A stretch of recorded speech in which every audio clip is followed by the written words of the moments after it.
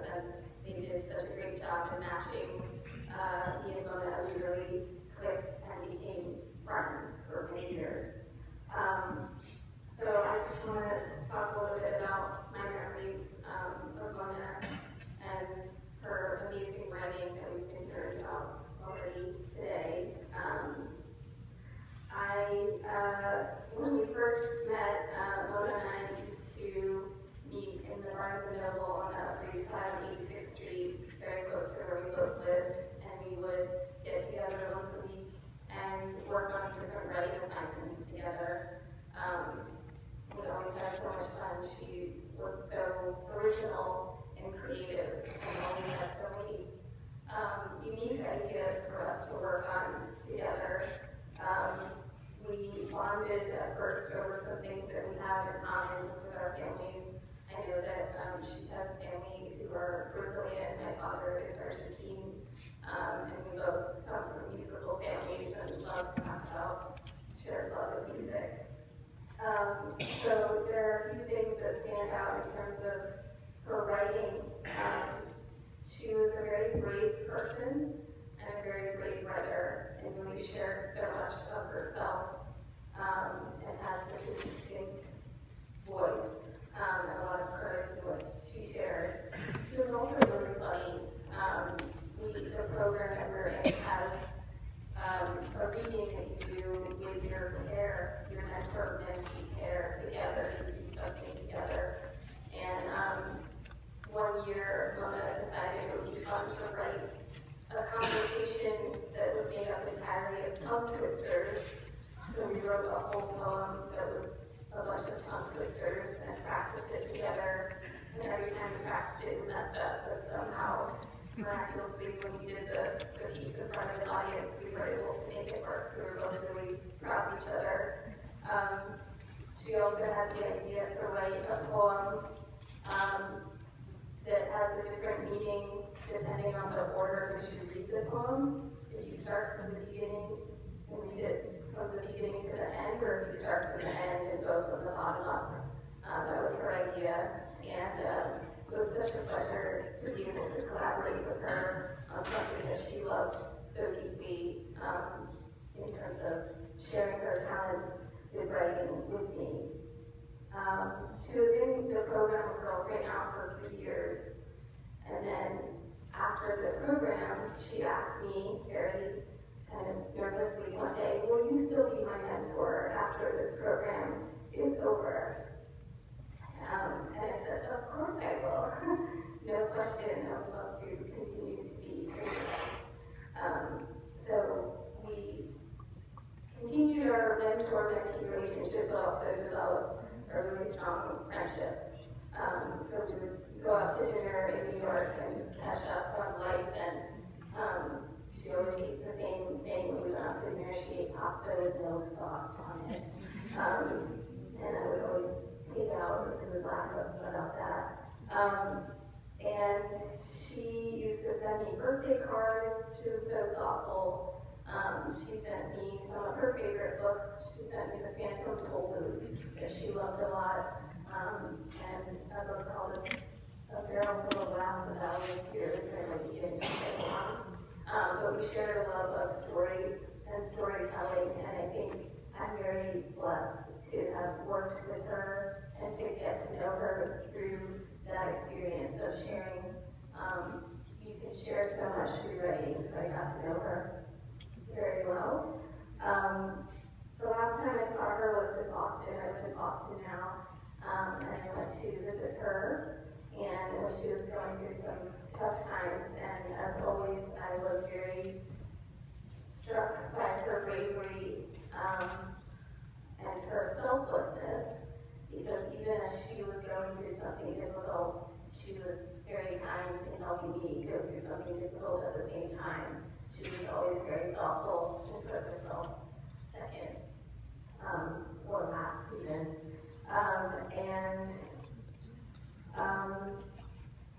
I guess I knew that she was continuing to write this summer, and I always told her I can't wait to be in the audience when you are reading your published works to a room full of attentive readers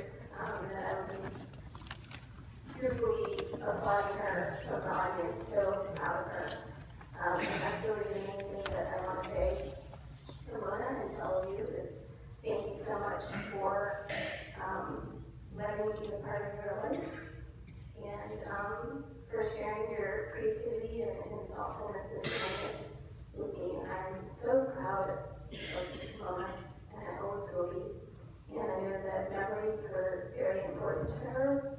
She wrote many genres, but memoir was one of her favorites, writing about her memories of things and how to make meaning of different experiences. And I know that she would want us all to remember how selfless and full of wonder she approached the world. And I will never forget Mona.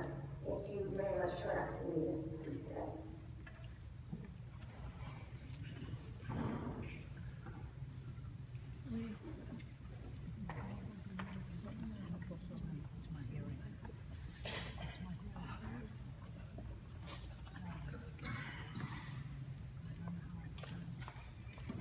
Now we call upon Gloria Daba-Wenden, friend and a cousin, to say a few words.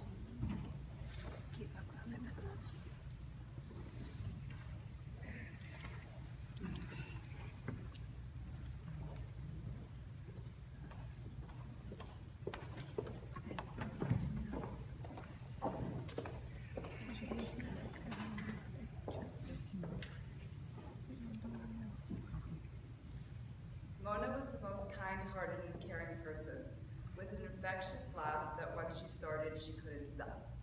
I knew Mona since the day she was born, and since then, she was like a third sister to Marion and myself. We did everything together, from Saturday night sleepovers, where she once let me crimp her hair, sleepaway camps, driving lessons with Esther, and even cake decorating classes our mothers made us go to. I know that one of the things Mona's loved the most was her yearly trip to Punta. I will now read an excerpt of her memories from this trip. My first year in Punta, all I could do was watch the tides rise in and out, pulling little seashells and clams under the current, bringing lost ones back to shore. This is beauty, I thought to myself, and really it was. I was 9, and finally I was going to get to live the stories my cousins Marielle and Gloria always told me about. I was going to meet Lorenzo, the bird that returned to us year after year, and Pinky, their dog. Finally, I'd get to see Tio Edgar set off fireworks on New Year's Eve. Those were the best years of my life. My cousins and I would start the countdown to Punta's vacation right after Labor Day. The best part of it all, though, is that Punta is a place where nothing is forgotten. There's the old and the new and the timeless. Youth, past loves, and gossip in Spanish code have all embedded themselves into the place from which they grew and will remain alive forever, waiting for us to discover them as we continue coming back. Those years in Punta were magical and will remain magical in my heart.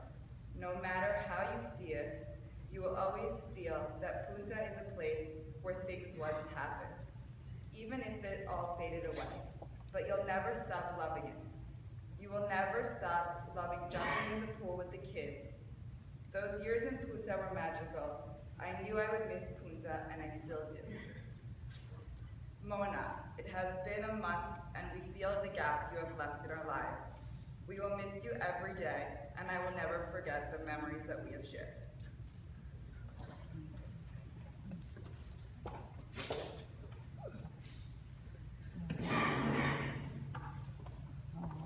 Thank you. And now we call upon Salome Anderson to say a few words.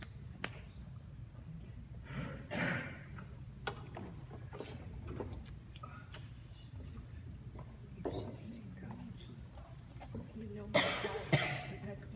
will start with call upon one.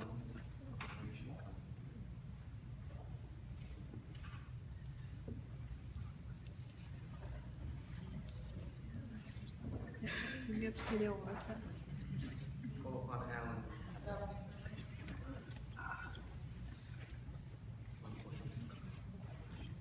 Marielle.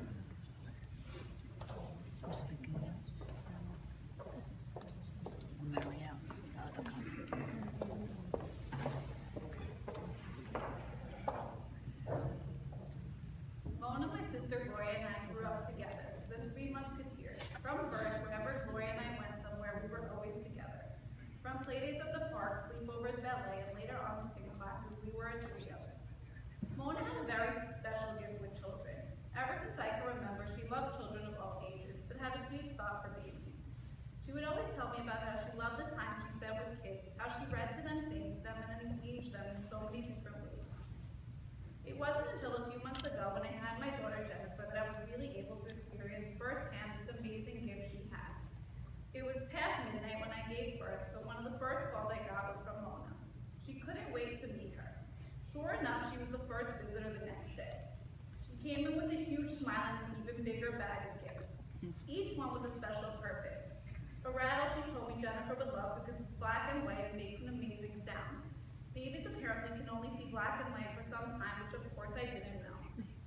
A sleep sheet to soothe Jennifer when she became fussy at night, and an enormous elephant for when Jennifer grows up. Jennifer can't get enough of the elephant, which is double her size. Mona was an expert in all things baby. From the minute she held Jennifer just a few hours old, her face lit up. I considered Mona a sister and Jennifer was her niece. She would visit on a weekly basis, making special trips into the city to visit Jennifer, coming in between classes and leaving as much time as possible for them to spend together. And daily pictures, of course, were mandatory. Mona would spend hours just playing with Jennifer, reading her all the touchy-feely books she had picked up on her way over. These are her favorite, and as she reached the page with the dog fur, half of it would end up stuck all over Jennifer's sweaty hands, and we couldn't stop laughing. They would move onto the floor for tummy time and elephant rides around the house. Jennifer was mesmerized by Mona. We always looked forward to her visits. Mona and I had a bit of a different philosophy when it came to raising children. I was more of a winged trial and error type, while Mona would read up on everything, and she would fill me in on all the latest news and tips she had read about. Mona planned to have kids at the age of 35. I know Mona would have been an amazing mother, patient, loving, warm, and funny. Her kids would go to Heschel, and I would hope to be their aunt like she was to Jennifer. She was always so excited and happy to be around kids. Mona, baby Jennifer will miss you, I will miss you, and all of us will miss you.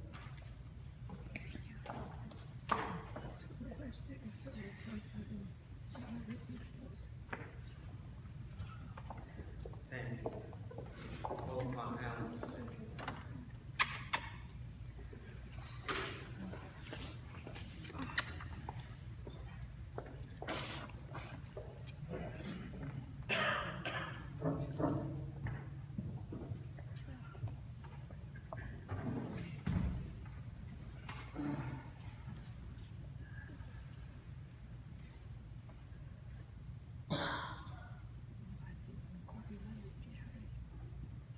I'd like to personally thank each and every one of you who came here from near and far, and we want you to know how grateful we are that you were part of Mona's life.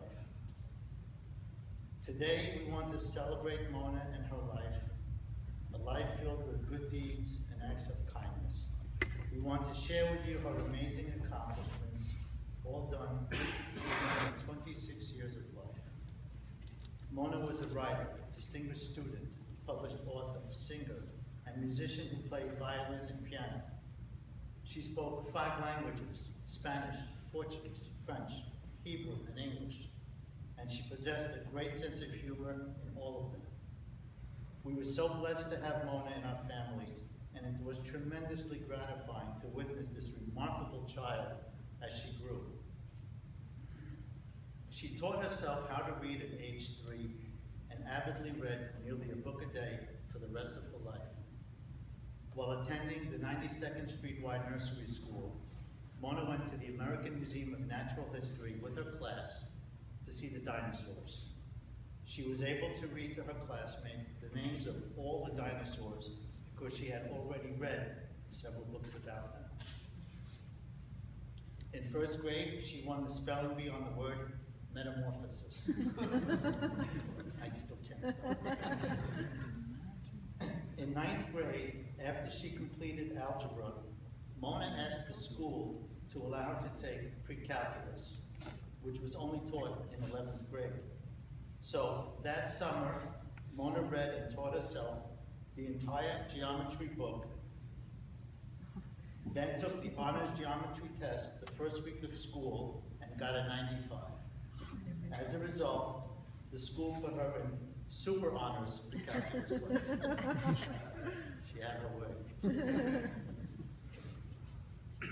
In 10th grade, she received the Upper School of Vermont's Community Service Award for the many, many years that she warmly gave of her time tutoring underprivileged students with learning disabilities. She taught them all the English and Hebrew subjects. As a teenager, Mona had her original story published in a national literary magazine. She had her original poem voted #1 by readers of Teen Inc. monthly journal. It was featured on their front page and read by hundreds of thousands of people. Mona was published several times in the annual anthology of Girls Write Now, which is a writing-based mentoring program for high school girls who are gifted writers. She was named Advanced Placement Scholar with Distinction by the College Board, and she was also recognized as a National Merit Scholar. She was a member of her high school and college math teams, a peer tutor in geometry and English, and managing editor and story contributor of her high school literary magazine. She was also a member of the School Environmental Protection Society and found time to be a soprano in the Children's Aid Society chorus. She was a volunteer for Dorot, a nonprofit group that visits the elderly, and also volunteered at a nursing home where she brightened the day of all those she met with her shining eyes and beautiful smile. At 16, she attended the Columbia University Summer Advanced Creative Writing Program, where she was applauded by her professors for having a rich imagination and straightforward, engaging writing style, and for producing lively and successful literary translations from Portuguese and French. She was the only student in the course who could translate from 2 languages. At 17, she was accepted into the prestigious University of Iowa Young Writers Summer Studio for Gifted Writers, and also the University of Pennsylvania Pre-College Program, achieving a GPA of 4.0. At 18, Mona was only one of 2 persons chosen from a pool of nearly 1,000 applicants by the Columbia University Oral History Research Department to work on their 9/11 Oral History Project. In Mona's own words, and I quote, "For 6 weeks, I poured through tons of transcripts, reading about the lives of African burialists, female firefighters, teachers, students, diplomats, survivors, first responders, and so many more, writing analyses for each one and developing a thematic catalog in which I found passages in the interviews which belonged in certain themes. Each interview stood out on its own, illustrating the life of one person. Each of these lives, though, had blended with the others to create one collective memory, one complete vision of the event that had broken the city irreparably just a few years earlier." End quote. Mona skipped 12th grade of high school and first year of college. She began college as a sophomore in Simon's Rock at Bard College. While there, she was a contributor to the college literary magazine, sang as a soprano in the school chorus, and was a member of the creative writing and math clubs. She also found time to be a peer tutor, teaching math and writing to her fellow students. The following year, Mona transferred to Mount Holyoke College and moved to Massachusetts. There, she received the Catherine Gray McFarland Award for Excellence in Creative Writing, and was twice awarded the School Psychology Department Award for Academic Excellence.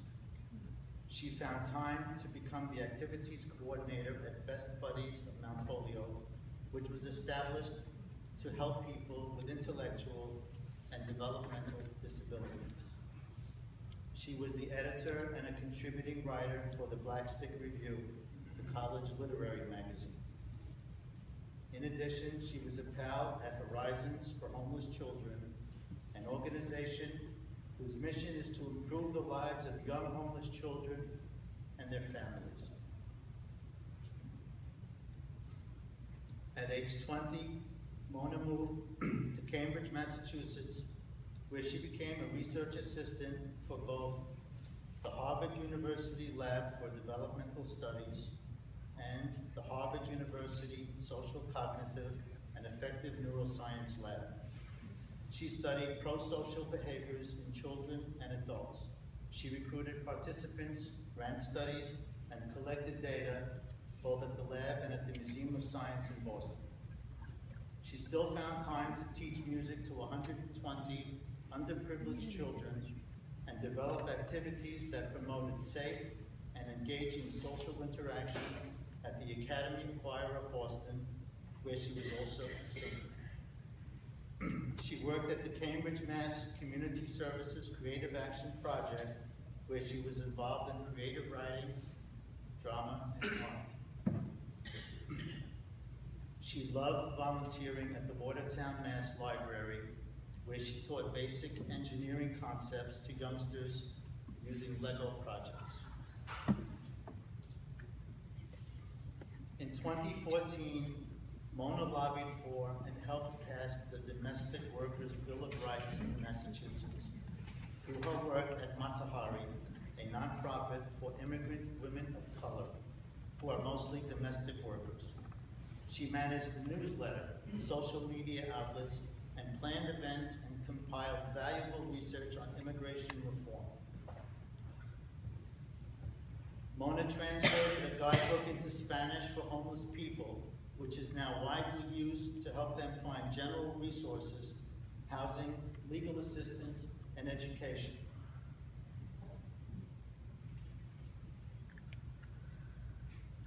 While in her early 20s, Mona was a tutor for the Sudanese Education Fund in Boston, where she worked with female refugees from war-torn South Sudan.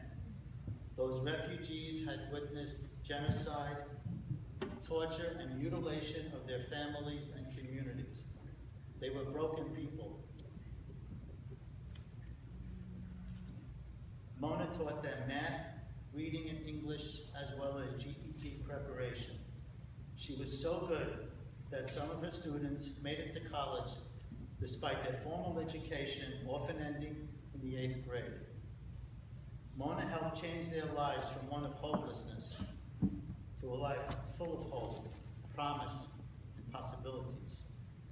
This is what she lived for and what brought her inner peace and happiness. One day she was teaching one of the young Sudanese girls while the mother quietly listened as she went about her household duties. Mona said something to the young girl which made the young girl laugh out loud. Suddenly, the mother began crying and tears streamed down her face onto the floor. Mona asked if she had done something to upset her. The mother replied, "No, you did nothing wrong. This is the first time in her life that my daughter has ever laughed." Mona was so gentle and sweet. She had a soft, delicate, sometimes childlike voice. When she spoke to me, it was like singing. She would call me up, I would say hello, and she would say, "Hi." You know. She never left her childhood innocence behind. Until the very end, Mona slept with the bear that she received as a toddler. She named her bear Persephone. This very same sweet girl could get on all fours, make eye contact, and engage a baby at their level, and then later on that day, match wits with a Harvard-trained PhD using her giant intellect. Mona was a pure spirit, unblemished and unaffected by the impurity which permeates our society. She was always honest, straight, and gave you her unvarnished opinion, even if uncomfortable and controversial to the listener. She was a staunch defender of the oppressed and a champion of social justice, not only in words, but in deeds. For someone who was all about reading and writing, her greatest achievements were through her acts of kindness, person to person, and in continually striving to make life better for the downtrodden and indigent through her dynamic participation in charitable organizations. Who was Mona, and what is her legacy? Mona was quietly distinguished. She was a person of exquisite sensitivity and sensibility. She was angelic and virtuous. She was humble. The incredible amount of good deeds that I've spoken about today were all done quietly and under the radar. Mona never spoke about them, nor at any time ever sought personal recognition for them. We only found out after her passing. The measure of a true and selfless act of giving is that only two parties know about it. The one performing the act of kindness and the recipient. That's the way she wanted it. Mona was a truly outstanding human being and a gifted writer with a unique voice and towering mind.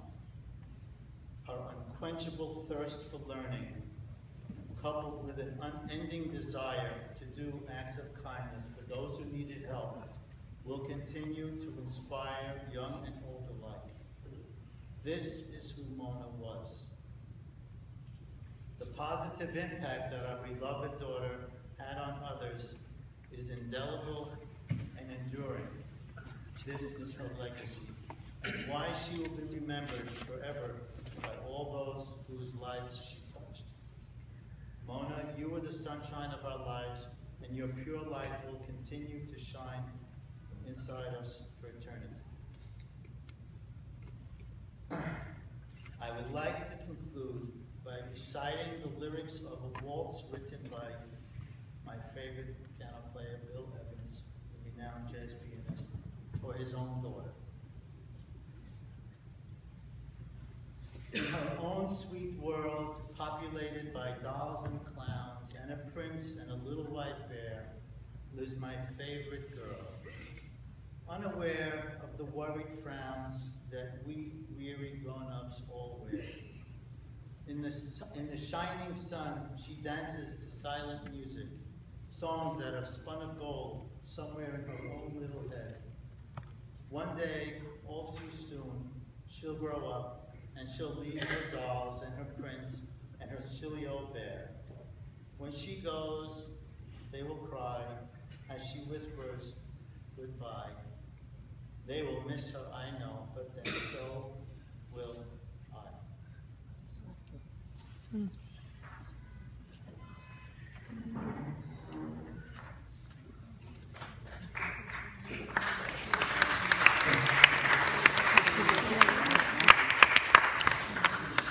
Is Miss Anderson here?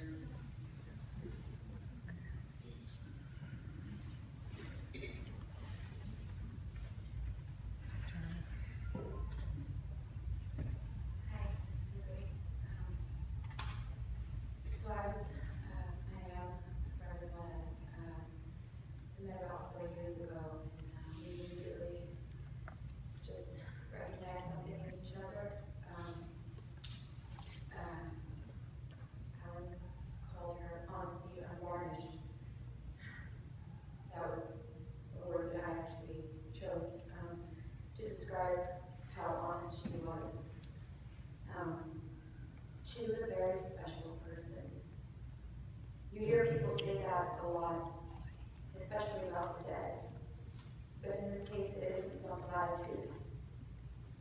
I've never met anyone like her, and I don't expect to again. She had the stubborn strength of a bull and the fragility of a delicate piece of thin carved crystal. The innocence of a child and the wise cynicism of an adult who understands the world and all its frequent ugliness. When she was right, she would roll over every wrong like a tank. When I was hurting, she would listen to my problems and offer insightful advice. She was a wonderful friend, and heaven help the person who hurt someone she loved.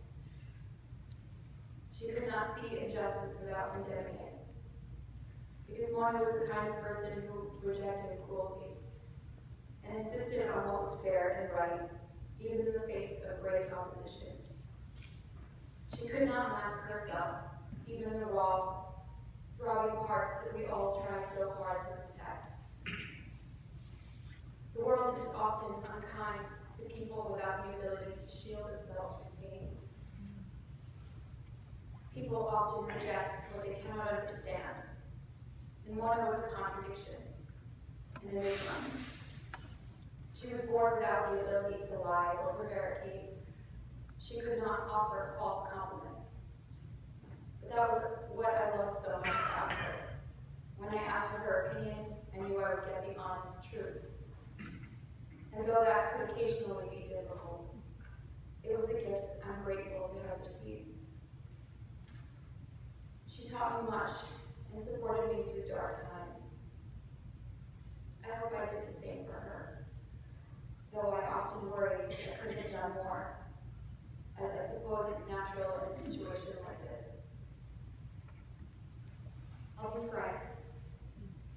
Unlike many of you here, I don't have the comfort or certainty that there is a plan, or a place we all go when we leave this earth.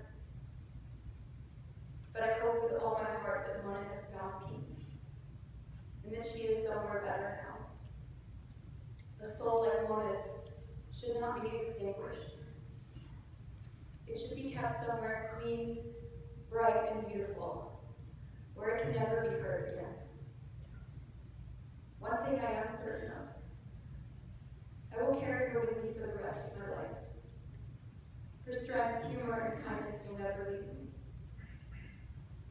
That is a painful thing, because I will miss her very much, but also a comfort, because regardless of where her soul is now, she will always be alive, as long as I am, and as long as everybody else is who loved her. There's a quote that I personally find very meaningful. It says, "It is no measure of health to be well adjusted to a profoundly sick society." And Mona rejected everything that was ugly about our society. She chose to make a better world, or to try. And all I can do, as someone who loved her, is do my best to do the same.